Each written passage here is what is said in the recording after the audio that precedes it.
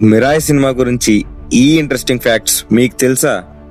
Fact number 1, Mirai అంటే అర్థం భవిష్యత్తు. కానీ ఈ సినిమా కథ మాత్రం గతం నుంచి మొదలవుతుందని డైరెక్టర్ కార్తీక్ ఘట్టమనేని గారు చెప్పారు.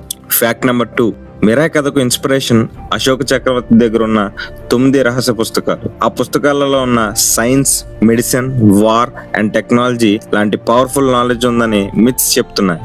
అలాంటి ప్రమాదకరమైన జ్ఞానం తప్పు చేతుల్లో పడకూడదని అశోకుడు 9 యోధుల్ని ఆ పుస్తకాలను కాపాడమని నియమించాడు. ఫ్యాక్ట్ నెంబర్ 3, ఇంత ఇంట్రెస్టింగ్ కాన్సెప్ట్ మీద డైరెక్టర్ కార్తీక్ ఘట్టమనేని 10 ఏళ్ల క్రితమే కథ రాశారంట. మరింత సర్ప్రైజ్ ఏమిటంటే ప్రశాంత్ వర్మ గారి ఆ సినిమా రిలీజ్ టైంలోనే ఆ స్టోరీని తేజ సజ్జా గారికి నెరేట్ చేశారు. దాదాపు దశాబ్దం క్రితమే ఈ డ్రీమ్ మొదలై ఇప్పుడు అది మిరాయి రూపంలో మన ముందుకు వస్తుంది. హిస్టరీ అండ్ మిస్టరీ, సస్పెన్స్ అన్ని ఒకే ఫ్రేమ్ లో రాబోతున్నాయి. ఈ కాన్సెప్ట్ మీద మీ ఎగ్జైట్మెంట్ లెవెల్ ఎంతో కామెంట్స్ లో చెప్పండి.